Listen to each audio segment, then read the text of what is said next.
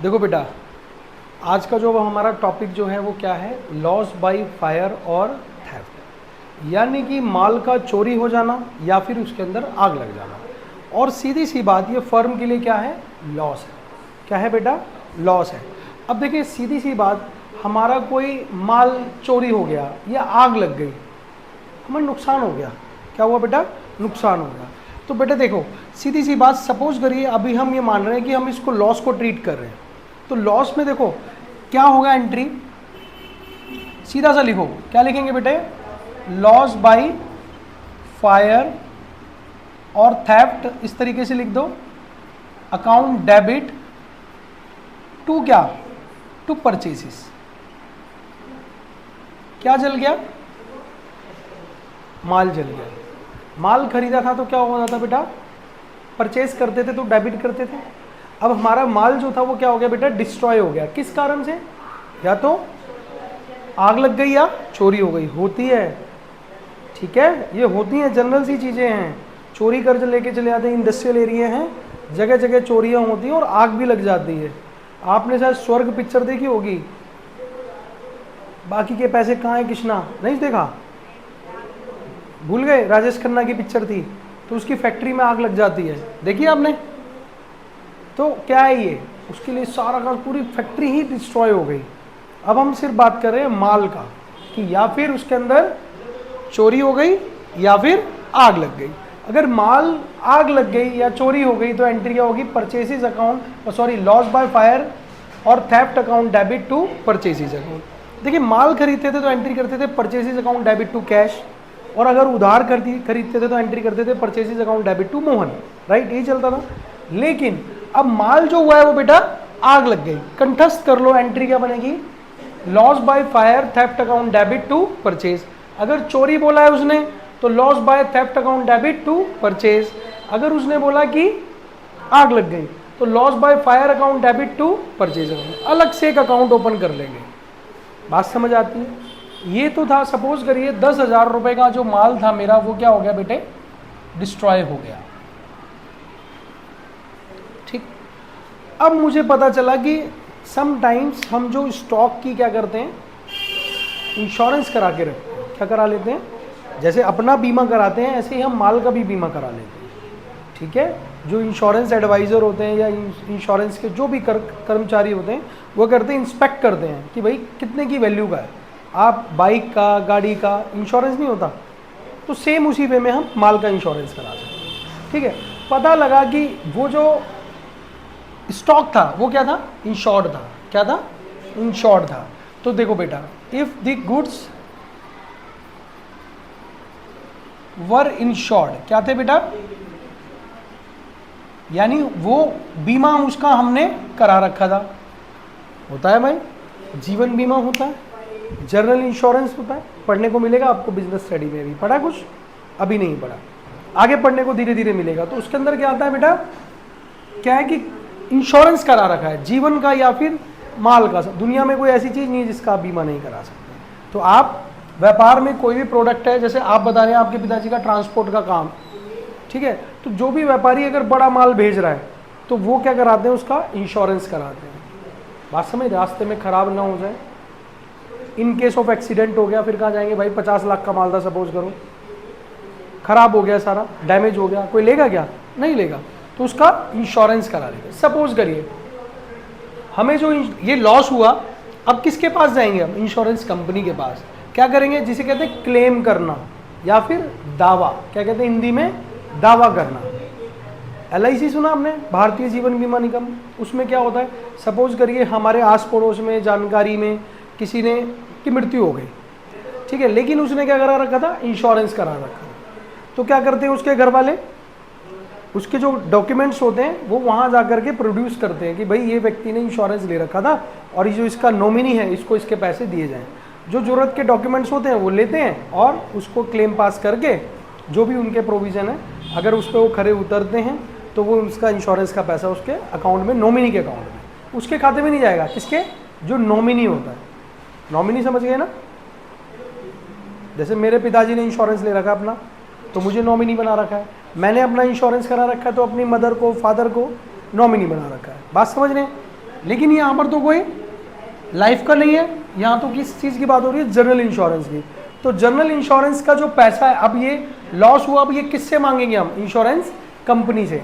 अब ये सब किसके ऊपर, उसके ऊपर थोप देंगे। लो भाई, तो बेटा देख क्या आ गया, insurance company account debit to क्या आ गया, लॉस बाय फायर और थेफ्ट अकाउंट, ऐसे लिख दो। मैंने इंश्योरेंस कंपनी को कहा कि जी साहब मेरा 10,000 रुपये का माल जल गया। मैंने कहा ये क्या किया, दावा किया है अभी, क्या किया है, दावा किया। जैसे मेरे मामा जी की इंश्योरेंस कार थी, वो खो गई, चोरी हो गई। अब क्या किया, अब वो तो अच्छा है कि वो मिल गई, टाइमली मिल गई। अगर वो नहीं मिलती, अनट्रेस हो जाती, तो इंश्योरेंस कंपनी उनको उनका क्लेम देती, जो उसकी आईडीवी वैल्यू थी। इंश्योरेंस का मतलब ये होता है, अब वो गए जी मैंने तो 8 साल पहले वो गाड़ी 8-7 लाख रुपए की खरीदी थी, तो मुझे 7 लाख दो, नहीं, जो आज उसकी प्रेजेंट वैल्यू है, उस मतलब कस्टमर को उसी परिस्थिति में पहुंचाना है इसे, उसको लॉस ना हो। जैसे मेडिकल इंश्योरेंस होता है, बीमार पड़ गए हॉस्पिटल गए, कैनुला लगाया, उन्होंने 2-3 दिन रखा, घर भेज दिया, टेंशन थोड़ी है कि हॉस्पिटल वाले को पैसे देने हैं। बात समझ रहे हैं, यानी हमें वही स्थिति, हमें लॉस नहीं होना चाहिए, ठीक है। तो बेटे देखो ध्यान से, ये देखो समझने की बात क्या है कि लॉस बाय फायर थेफ्ट ये हो गया टू परचेसेस। अब यही वाला लॉस मैंने किसके ऊपर डाल दिया, इंश्योरेंस। देखो ये क्रेडिट हो गया यहाँ पे, बात समझ आ रही है, ये मेरे पास यहाँ पर क्रेडिट हो गया और इंश्योरेंस कंपनी को कहा लाओ जी मेरे 10,000 रुपये, मैंने क्या किया, क्लेम किया। अब क्या हुआ, अगर इंश्योरेंस कंपनी हमारा पूरा का पूरा क्या दे देती है, पैसा दे देती है। कई बार होता है पूरा पैसा नहीं मिलता है, होता है समटाइम्स उनके असेसमेंट में खरे नहीं उतरते हैं, वो सपोज करिए पूरा पैसा नहीं दे रहे हैं, अगर और पूरा पैसा भी दे रहे हैं, दो कंडीशन हो सकती है, एक बार पूरा पैसा मिल गया और एक बार नहीं मिला। तो देखो अगर फुल सेटलमेंट हो जाता है, यानी पूरा का पूरा क्लेम सेटल हो गया, ठीक है, अब इंश्योरेंस कंपनी हमें पैसा देगी, तो हमारे को पैसा कैसे मिलेगा बेटा, बैंक में। कैसे आएगा, बैंक में। तो बैंक अकाउंट डेबिट टू क्या, इंश्योरेंस कंपनी। हम खुश हो गए भाई, 10,000 रुपये। बोलो नहीं समझ में आ रहा बेटे, इंश्योरेंस कंपनी ने क्या किया, पूरा का पूरा पैसा दे दिया कि लो जी 10,000 रुपये आपके, जो आपको लॉस हुआ, ये तो बात खत्म। अब देखो इन दो में से जो मैं सेकंड एंट्री करा रहा हूँ, या तो ये वाली होगी या फिर ये, क्योंकि देखो इंश्योरेंस क्लेम या तो पूरा मिलेगा या फिर थोड़ा मिलेगा। अब देखो पूरा मिल गया तो मैंने ये एंट्री कर दी। अब सपोज करिए उसने पूरा इंश्योरेंस क्लेम नहीं दिया, क्या दिया, पार्शियल, मतलब थोड़ा मिला, पूरा नहीं मिला, ठीक है, पार्शियल सेटलमेंट हुआ। क्या हुआ,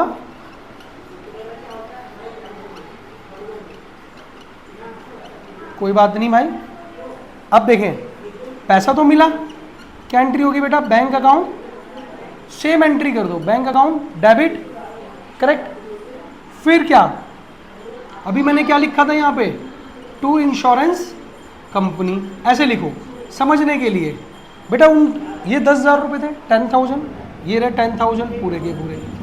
सपोज करिए इंश्योरेंस कंपनी ने मुझे कितने दिए, 7,000, कितने दिए, क्या मेरा 3,000 का लॉस नहीं है, तो क्या लिखेंगे भाई यहाँ पर, लॉस बाय फायर और थेफ्ट, अकाउंट डेबिट।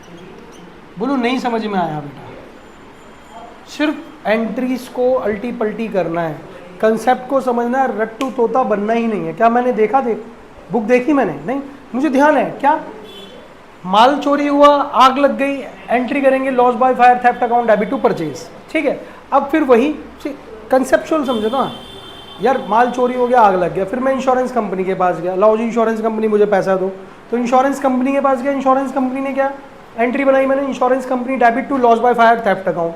फिर क्या हुआ, उन्होंने मुझे पूरे पैसे दे दिए, पूरे पैसे दे दिए तो एंट्री कर दी, bank account debit to insurance company, ठीक है। अब फिर क्या, पार्शियल सेटलमेंट हुआ, सपोज करिए, देखो दो एंट्री तो बनेगी, तीसरी इन दोनों में से एक बनेगी। अब मेरा क्या हुआ, कम पैसे मिले, पूरे नहीं मिले, तो bank account debit loss by fire theft account debit to insurance company, ये समझ आता है। अगर इंश्योरेंस है ही नहीं तो सिर्फ एक एंट्री बनानी है, सिर्फ ये वाली, बोलो नहीं समझ में आ रहा। बहुत इजी कंसेप्ट है, लेकिन हाँ बड़ा टेक्निकल बच्चे अटक जाते हैं इसमें कई बार। ठीक है, एक बार दोबारा देख लेना, एक बार दोबारा पढ़ें। क्या था बेटा? माल चोरी हुआ, entry agree, loss by fire, theft account, debit to purchase account.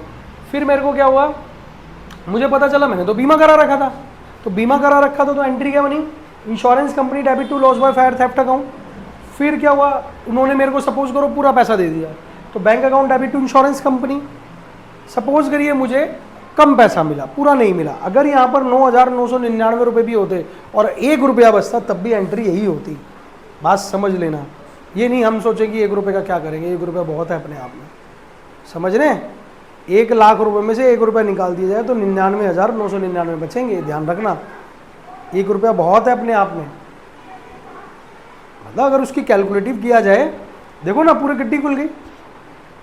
हमारे पे 500 के सारे नोट थे और 1 रुपया निकालना पड़ा उसमें, तो देखो ना कहाँ पहुँचे जाके, है ना उसकी वैल्यू। तो देखो बेटे, bank account debit, loss by fire, theft account debit to insurance company, that's it.